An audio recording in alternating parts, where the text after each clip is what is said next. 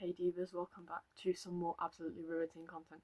This time it's actually kind of been recommended, as in I pitched the idea to some of my friends and they all have been telling me to make this video for like weeks now, and I'm just lazy so I haven't gotten around to it until now.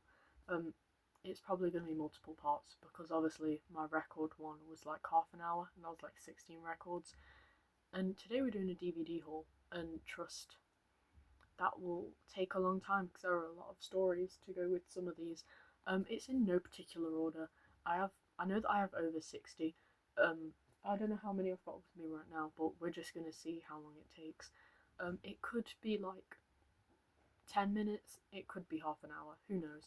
I'm very excited. Some of these I haven't seen. Um, I have no space for DVDs. Some of them have literally been like piling up on my floor. Um, So we'll get there. I have a mug of tea, so apologies for that. In the mug that I have scarily had like 6 years now, officially a teenager. It's my last year being a teenager, so I'm treasuring it while I can. But yay. So let's get started with an absolute banger. Also, I think the vast majority of these have been bought from charity shops because I'm poor. So, the first one, it's a film that I think I only watched it this year, and we watched it in uni. It is Thelma and Louise.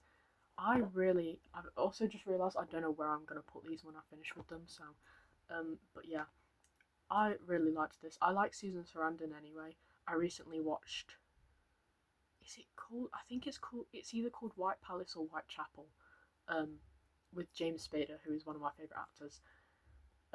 And this obviously has Gina Davis in as well, and she's incredible. I really love this. It was like, I feel like one of my favourite like sort of tropes, I guess, in film is like road trip, but like it has a bit of murder. This was really fun. I think a lot of people have seen it. I think it's quite different to what Ridley Scott usually does or what he's sort of known for, but it was really good. I really enjoyed it. I need to rewatch it soon actually. It's great. The next one is one that I haven't seen, but it's been on my watch list a while because I feel like I'd really enjoy it. And it is Requiem for a Dream. My favourite film of all time is Trainspotting. I seem to just really enjoy films that have drug use in them. I don't know why. But yeah, it looks like it's really cool. The scenes I've seen from it look incredible. It's one that I'm definitely just sort of waiting for the right time to watch it, if that makes sense. Um, but yeah, I'm so excited to watch that one. The next one is another one I actually haven't seen. Once again, another one that's been on my watch list, but specifically because the song "Chick Habit" is in it, and I love that song so much. I always think of "But I'm a Cheerleader," when I hear that song, and I know this song is in this film as well, so that's kind of the main reason why I want to watch it. And it is Death Proof by Tarantino. I feel like I'd say I'm a Tarantino fan. I'm not like a hardcore fan. I've only seen a few of his films so far, but I have really liked them. I had to study Pulp Fiction for A-level film, but like I sort of up until that point I was kind of a bit edgy, and I was like, oh no, I'm never gonna watch a Tarantino film. And then I watched Pulp Fiction, and I thought I'd hate it, but I actually really loved it, and it was my most watched film last year, which yikes, but I still believe that Tarantino is a great filmmaker. Um, I'm gonna watch it eventually. Like I say with most films, a time will come where I'll put that on. Um, but yeah, I do really enjoy that. I enjoy Tarantino films. I started reading his book. I didn't get very far into it. Um, and then I got fined from the library. No, I'm in debt to the library. But it's fine. The next one, who did this actually? Oh, it's Denis Villeneuve. That's why I recommend it. Remember it. And it's Arrival. Another one that I've been meaning to watch, but I haven't. I like Amy Adams. I think she's an incredible actress. I like her in The Muppets, so obviously quite different to Arrival, but it's one where it's like I'm surprised I haven't seen it actually. But I feel like I'll like it. it's meant to be really great. We watched a few clips from it in a lecture one time. I'll get around to it, is basically the general consensus for all the films I haven't seen on here. Now we're getting into ones that I have seen, thank God. One of my favourite films here, one of the first films that I think I'd say was one of my all-time favourites, and it still is, and I rewatched it quite recently with a friend, and I showed it them for the first time. It was very exciting. And also, a bit of backstory about this one. I literally could not find the DVD anywhere for years. I can't remember the first time I watched this film, but I was searching endlessly. They didn't have it on Amazon or eBay or anything. Used copies were like £30, and obviously I didn't really want to spend that much on it, especially when I was in college. But one day I was in FOP, and just casually went into the horror section, and then just spotted it, and I was like, but now I've got it on DVD, and I'm very excited. I would very, very, very highly recommend this film, by the way. Even if you don't really like horror, it's not really scary. It's just like an experience, and I love this film so much. And it's Killer Clowns from Outer Space. I just fucking love this film. I really like puppets and stuff in the film. And this one is, I think it took 2 million to make, so it's super low budget. And it's just so visually so cool, and it was 1988, I'm pretty sure, so it's late 80s. The special effects in this are so cool because they don't care about it looking realistic. They intentionally make it look as funky as possible, and just even the design of their characters is so cool. And it doesn't really have a plot either, which some people, I feel like when I say that it doesn't have a plot, it might turn a few people off of watching it, but it's more just these clowns going around this town and terrorizing it. And it's so funny, and it's so fun and just interesting and cool to watch. It's also quite short. It's an hour and 23 minutes, and it gets the job done. It's such a fun, easy watch. But yeah, it was a film that I think is severely underrated, and is probably, I'd say it's my favourite horror film of all time. I do want to get a tattoo based on it one time. Oh my god, that could be my next one. But I'll hopefully keep that in mind, and I'll contact my tattoo artist very soon about that. Another one which is sort of on the horror adjacent line, but another one that I really love that is a quick watch, easy watch, and the lighting in this film. It actually came out last year, I think. It's Lisa Frankenstein. Another one that I showed to a friend recently. I really enjoy this film. I really love it. It's one of my favourites. It was in cinemas around me for a week though. I guess it maybe didn't do that well. Because it got taken out really quickly. But luckily, my local independent cinema, Broadway, which I love so much, they reshowed it. So me and my friend got to go, and it was great. Because I'd already pirated it by then, because I really wanted to watch it. It was one of my most anticipated films of last year. But it's so good. The lighting in this film is gorgeous. It's so fun, and it's just really, I don't really know how to describe it. It's very teen horror, it's not meant to be scary. In fact, I feel like it is a stretch calling it a horror film, but it's just so fun. It's fun, it's cute, it's wholesome. I think that it's a little bit cheesy, but it's it embraces it. It isn't unaware. It doesn't take itself too seriously, which I really love, and it makes it really fun to watch, especially with friends. I love that film so much. I would highly recommend it as well. Catherine Newton is great. I know that she's very quickly becoming one of the horror it girls, and I'm so happy for her. Another one. This is actually 2 TV seasons that I haven't finished yet, but I intend to, and it is Succession. I've wanted to watch Succession for years. I started watching it a few months ago. I didn't get very far into it. I can't remember why. I think it's because uni started to get quite busy. I started watching it for Kieran Culkin because I love the Culkin brothers. But honestly, I really love this TV show. it's one of, the thing with me is I'm awful at watching TV shows.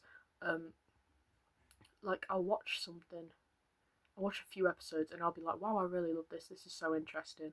It's really well written, and then I just won't watch the rest of it. Um, which is exactly what happened with Succession, and also happened with Buffy the Vampire Slayer and countless other TV shows that I really enjoyed but never finished. But yeah, I've heard great things about Succession, especially like the way it progresses. So I will definitely watch it eventually. I know my mum wants to watch it, um, but I will hopefully finish this year. I feel like that's a bit too hopeful, but who knows? I'm probably going to be bored during summer, so we'll get there eventually. Uh, oh my god! Now we're on to my Criterion Collection ones. I only have two Criterion Collection ones. I bought one second hand and one not second hand. Um, I do really love Criterion Collection DVDs, but I try and make sure to only buy them of like my absolute favorite films because obviously they're expensive. Um, I also I don't know whether you can buy them. I don't know if they have a UK website. I know they have a UK releases section, but I know that when they did the 50% off sale, I tried to buy the Teenage Apocalypse trilogy by Greg Araki because he's one of my favorite directors, and Nowhere is one of my favorite films ever. Um, but it said that it didn't ship to the UK, which was really really upsetting because I want Nowhere on DVD so bad. But oh well. I got two of my favorite films of all time. Um, the first one is Eraserhead. I love that film so much. Like the connection that I have with Eraserhead. It was the first David Lynch film I ever watched, and I watched it at the cinema for the Nottingham Puppet Festival in 2024. And I'd never seen a David Lynch film before this. I didn't know what this was about at all. I had like no prior knowledge of anything that I was going to experience during this film.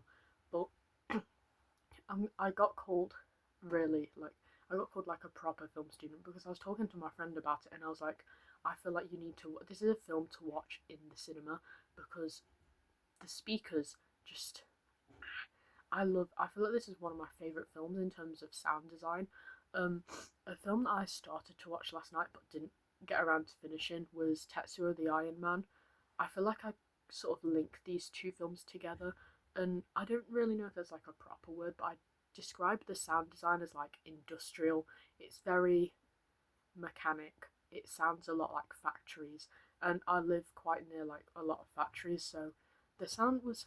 I feel like it's weird to say comforting, but you know the sound is very familiar to me, and I really love that kind of sound design. I'm hoping to use it in my future projects and films and stuff, but I could ramble on about Eraserhead for ages.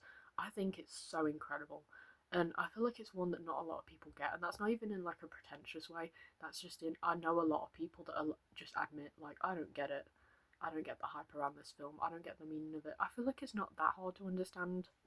Um, Once again, not trying to sound like pretentious and be like, well, I get it, but you know, I feel like um, the way that um, David Lynch presents like themes of parenthood and you know that kind of whole relationship with like parenthood and the anxieties of being a first time parent and stuff like that. They're really really clear in this film, and I just really love all of David Lynch's films. I can't remember if Wild at Heart is part of the Criterion Collection, but that's one that I definitely want to get on DVD. I watched it last week, and it instantly became my favorite David Lynch film. So hopefully I'll get that to update my DVD tour too. Um, I'm gonna move on because otherwise I'll just sit and talk about Eraserhead forever. Here's another one. This is, I mean, I've already spoiled it. I already said what my favorite film of all time was, like a few DVDs ago. But it is Train Spotting. I love this DVD. I love this film so much. Um, I first watched it. I'm gonna say 2023. Yes, I first watched it 2023. For film studies. Um, it was Trainspotting and Shaun of the Dead were like the two that we looked at for that like area. and just instantly I fell in love with it. Like the second that we finished watching it, I was like, yeah, this is one of my favorite films of all time.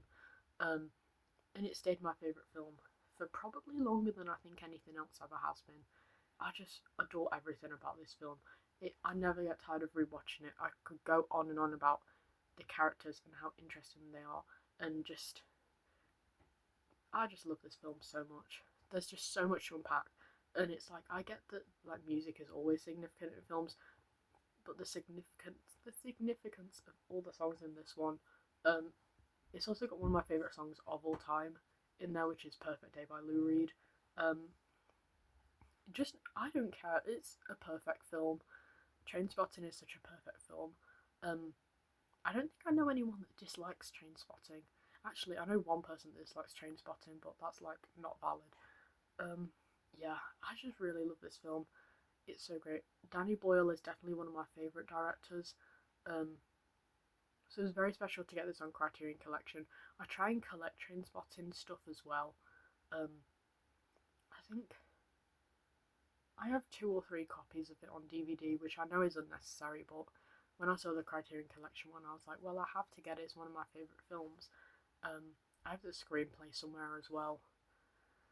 Just a perfect film. I feel like it's one that I recommend to everyone as well, just because it's so perfect in my eyes. I was going to make another point about it, but I forgot, so let's move on to more David Lynch. This one's a box set. It is Mulholland Drive, The Elephant Man, and Inland Empire. Um, this was the first time I saw Mulholland Drive as well, and I saw it at the cinema recently, um, at a reshowing. I just love David Lynch. Once again, I'm gonna try and be quick with it because otherwise I'm just gonna sit and talk about David Lynch for ages. But I just really, really, really love David Lynch. He's just, I perhaps, I mean, my favorite directors change quite often, to be honest. Um, I feel like David Lynch, Greg Araki, and maybe Sofia Coppola are like my top ones. But yeah, after I watched Eraserhead, I was immediately like, I need more of this. I need more of whatever this man is making. And I really, really love him. The things he makes, the way that I feel like, as sad as it was when he died, the way that everyone sort of came together and was like talking about how much he inspired them. Like there were people that do makeup things I follow that were talking about how much his like art inspired them. Obviously, filmmakers and film fans, like artists that make music and artists that like paint and stuff like that. David Lynch really just had such a huge impact on the world, and just like he's just incredible. I really just love everything that he makes. He's one of those directors where it's like I don't feel scared going into his work because I know that I'm probably going to enjoy it. I'm never disappointed by anything that he makes. He's just incredible and one of my favourite things ever. His films, like they're so special to me. I have such a big connection to them. I need to get Blue Velvet on DVD. That's just reminded me because my 3 favourite David Lynch films are in no order because I really can't order these. But it is Wild at Heart, Blue Velvet, and Eraserhead. Also, I've just remembered that it's here. I made an Eraserhead baby. It's kind of ugly, but I made it like I don't even know when. Last year, I think I made it like the day after I saw Eraserhead. So I just sort of keep it in my bedroom. I always forget I have it, but it's there.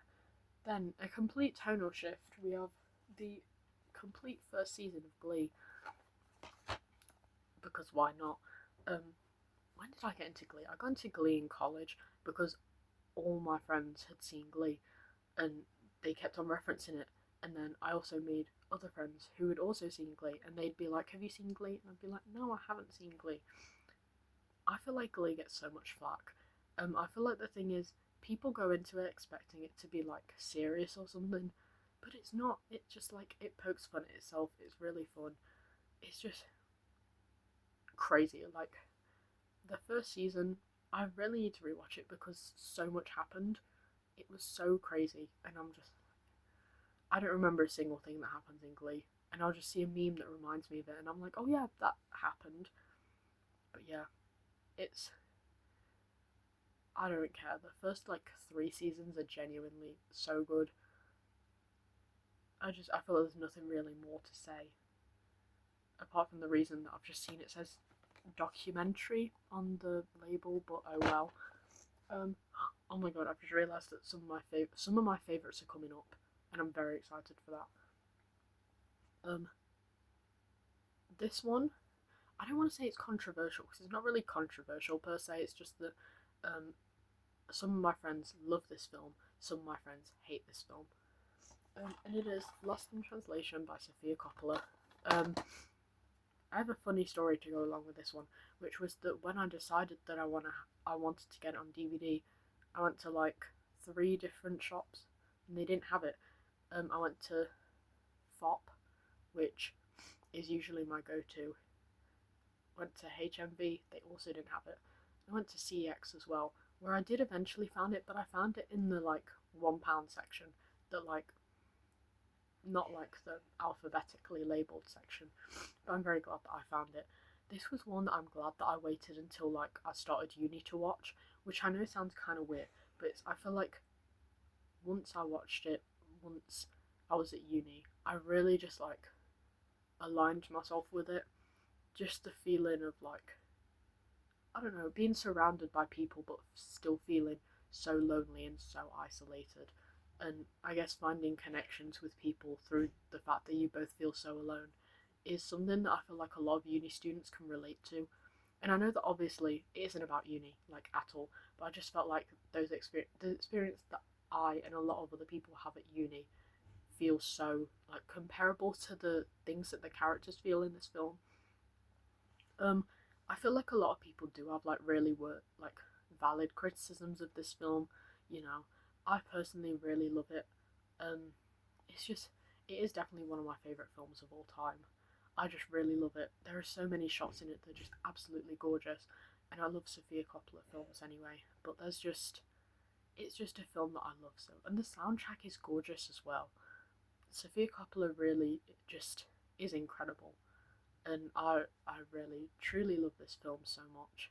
Even though it's one that I watched it for the first time towards the end of January, so it's only been a few months now since I first watched it, but it's one that really, really sticks with you, I think. Um, Another one, which I have very mixed opinions on this film, actually, is my introduction to Cronenberg, and I want to continue getting into him. I don't know, recently I've just kind of felt like a itch to get into Cronenberg films. This one has one of my favourite actors in it of all time, and it goes with the next one, which is one of my favourite films, very, very well. Which is why whenever I watch this one and the one that's coming next, I always try and do them in a double bill, and I recommend doing them in a double bill. But this one is Crash by David Cronenberg. The reason I feel so conflicted about this film is because the first time I watched it, I didn't really enjoy it. I was very confused as to how you can make a film about car crashes and sex pretty boring. I mainly watched it for James Spader as well because, like I've said, he's one of my favourite actors. But it's just one that I always feel compelled to rewatch. Like, I wouldn't say I'd say that it's one of my favourite films, but it's not one that I particularly love. But I just always feel compelled to put it on. There's just something about it that always draws me to it. It's one that I definitely recommend people watch and form their own opinion of. But it's really interesting. You know, like the actual concept is really interesting. I just don't know if I feel like the execution was as great as I'd hoped it would be. It's one that I always talk to people about though. Like it's one where it's like it always ends up coming up in conversation. I like to talk to people about this film. I like to voice my opinion on this film. It's like I said, I really like to rewatch this film for some strange reason because I don't particularly enjoy it, but it's one that I always go back to. It isn't even like a comfort film or anything. I just always find myself going back to it. But now we're on to my second favourite film of all time. One that I recommend to everyone, perhaps more than any other film at this moment in time. I think I last watched this summer last year, and it's just, oh my god, it's another James Spader film. and it is Secretary. She's kind of having a resurgence at the minute. A lot of people are seeing it for the first time, which excites me a lot because I love this film so much. I feel like it's honestly tied with Trainspotting for my favourite film ever. It's so good. And it's one where it's like when you first recommend it to people and tell them about the concept of like, you know, it being about like a BDSM relationship, they think it's going to be like cringe, like 50 Shades and all that. But everyone that I've recommended this film to has really, really enjoyed it. Even like people that I wouldn't really expect to. Because it's like I recommended it to my friend who's a man, and he really enjoyed it. This is just, I love this film so much. I love this film so much. It's incredible. It understands me. I feel like there's a lot in this film. It goes a lot deeper than the BDSM stuff, which I feel like people go into it, and if you watch it like surface level, you'll think it's just like a film about sex and BDSM and stuff. But I feel like this is one of the most, if not the most romantic film ever. And I feel like it's because, to put it shortly, they both match each other's freak. I feel like if you're going to take any film recommendation away from this list, it would be Secretary, because I love this film so much. I found it in a charity shop as well, which was kind of crazy, but I love it so much. I've just realised this is like 26 minutes long, and we still have quite a bit to get through, but that's alright. Another Sofia Coppola one here, Priscilla. I had this DVD for ages before I watched it for the first time. I need to rewatch it. I did really like it though. Kaylee Spadey is incredible. I'm not that like I loved the aesthetics of this film. The hair and the makeup and the costumes were incredible for this. I need to rewatch it since I honestly don't remember that much about it. But I just know thinking the performances were great. I thought the use of the Dolly Parton song at the end was so great as well. I really enjoyed the ending to this film, but like I said, I really need to rewatch it because honestly, I'm like blanking trying to remember anything that happened in this. But it was very, very good. I remember really enjoying it. I think, yeah, this is Sofia Coppola's most recent film because I remember it was in the Sofia Coppola archive, and I really like the behind the scenes pictures for this one. I don't really think I've got much to say about it apart from that, but I liked it. I'd recommend it to people. Another kind of classic, La La Land. I don't think I've come across anyone that doesn't like La La Land. It's just a great film. Yes, I cry every time I see the ending. I probably cry more now that I actually know what happens, because I feel like it's like one of those where it's like you hear people talking about how the ending is really, really like makes you cry and makes you feel a lot of emotions, and you think you know what's going to happen, but then you don't. Yeah, I cry every time I watch this one, but it's incredible. It really is great. Damien Chazelle is. I'm really intrigued. I think he's got another film coming, and I'm quite excited. I think I've only seen Whiplash from him. I haven't seen Babylon yet, which I'll get around to. It isn't particularly high on my watch list, but it's one I think would be interesting to watch. Another classic, another Tarantino film, Pulp Fiction. Just because I wanted to rewatch it once I'd finished college, and it's a weird like Mandela effect. I assumed that we had Pulp Fiction because I was like, who doesn't own Pulp Fiction? Because my parents have a lot of DVDs as well, so I was like, oh, surely they'll have Pulp Fiction. They don't have Pulp Fiction, so I had to buy it myself. But it's fine. I do really enjoy Pulp Fiction, which makes me feel like such a film bro, but it is just an objectively good film in my opinion.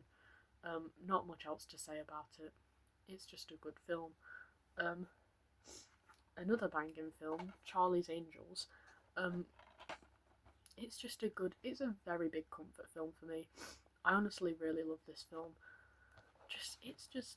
Once again, it's something good, something entertaining, easy to watch. Corn is in it, what, like, the first time I was watching this, I was like, are they playing Corn? And they were playing Corn, which excited me a lot. I was very happy about that. Yeah, it's just a good, entertaining film, which it never disappoints.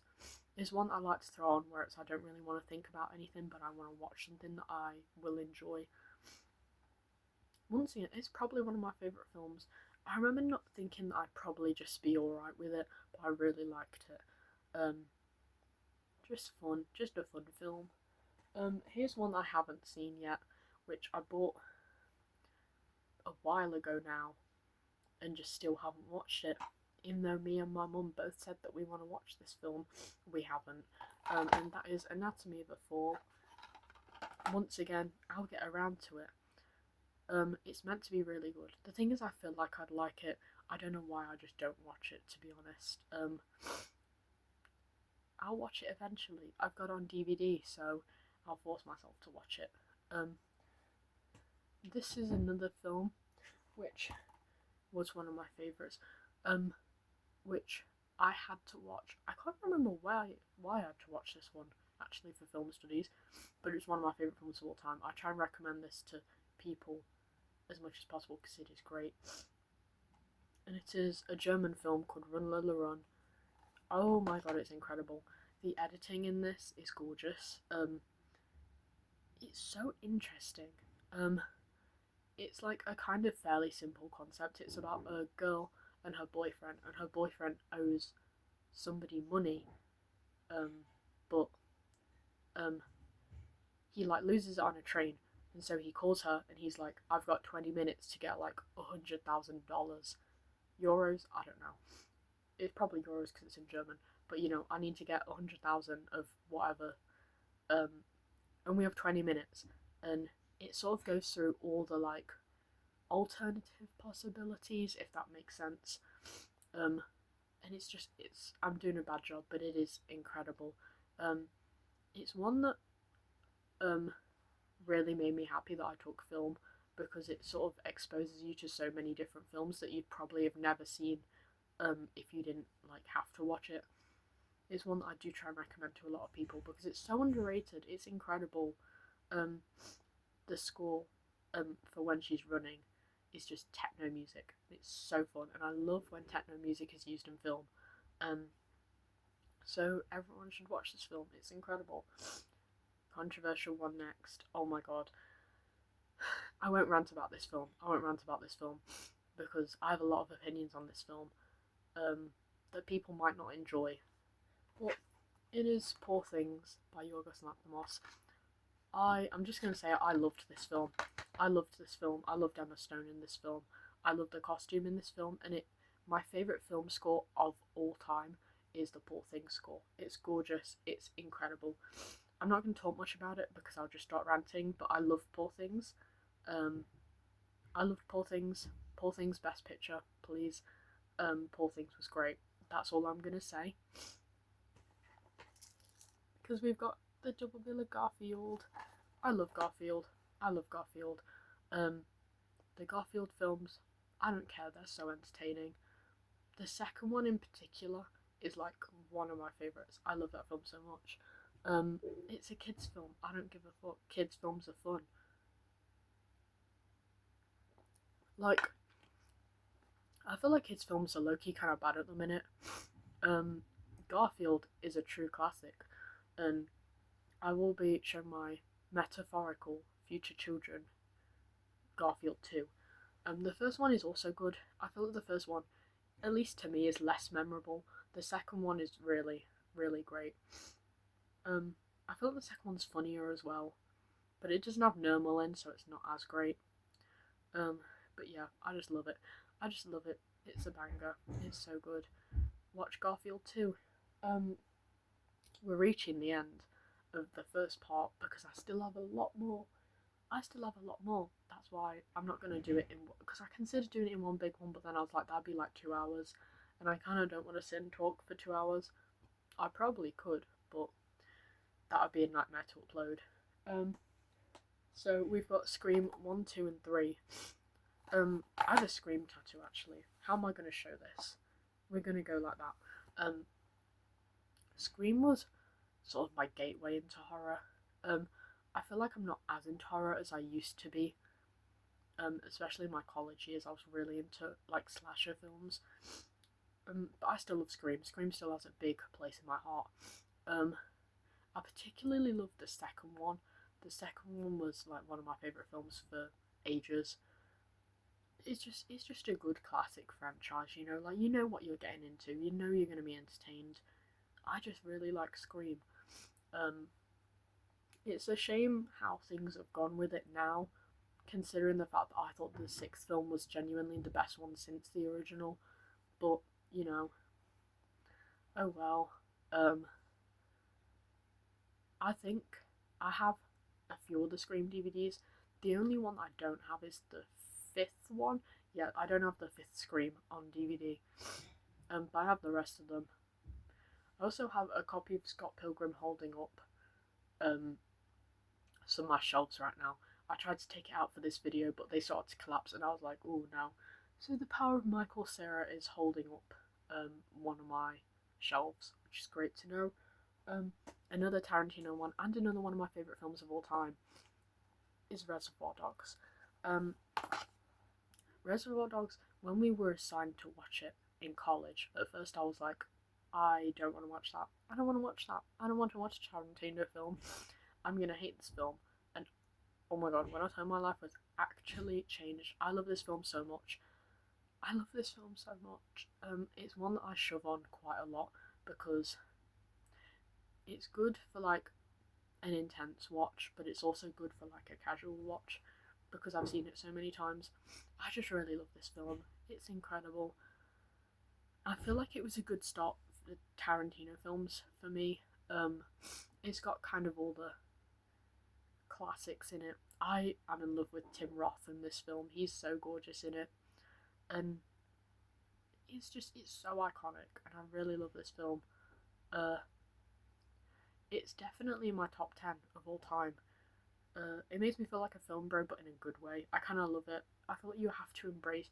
You either die like a basic film fan, or you live long enough to see yourself become a film bro, and that's fine.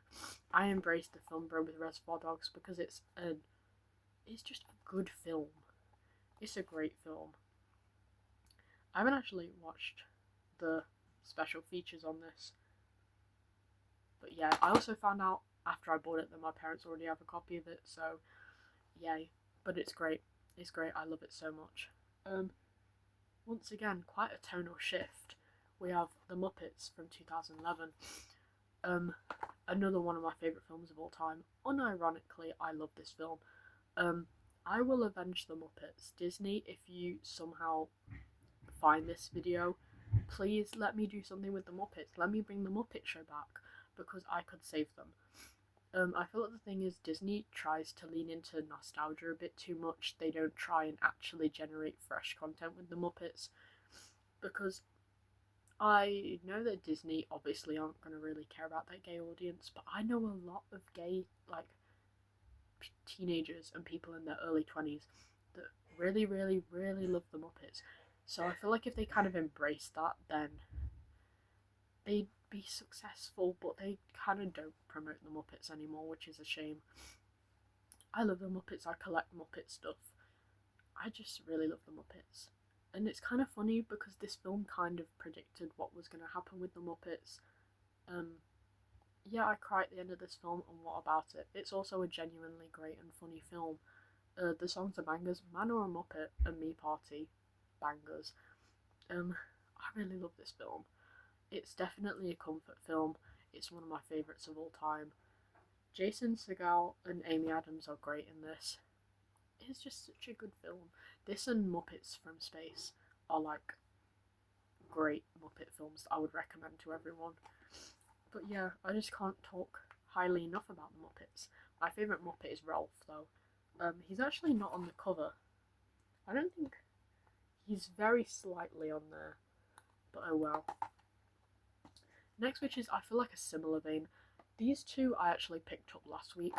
This one is sort of a compilation of like 70s, 80s, and 90 and like early 90s like kids series episodes.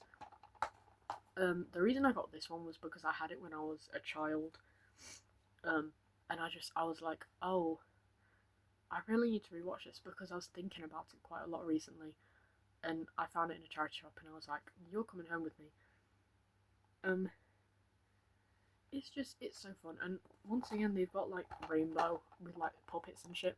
I'm so upset because the guy that did Zippy he did like a talk thing last year at Knott's Puppet Festival,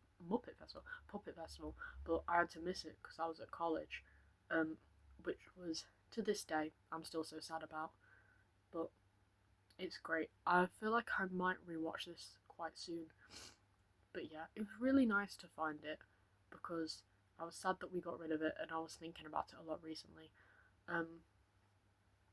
On to the last one. It's a box set of a franchise I haven't seen yet, but hopefully will. And it is Hellraiser.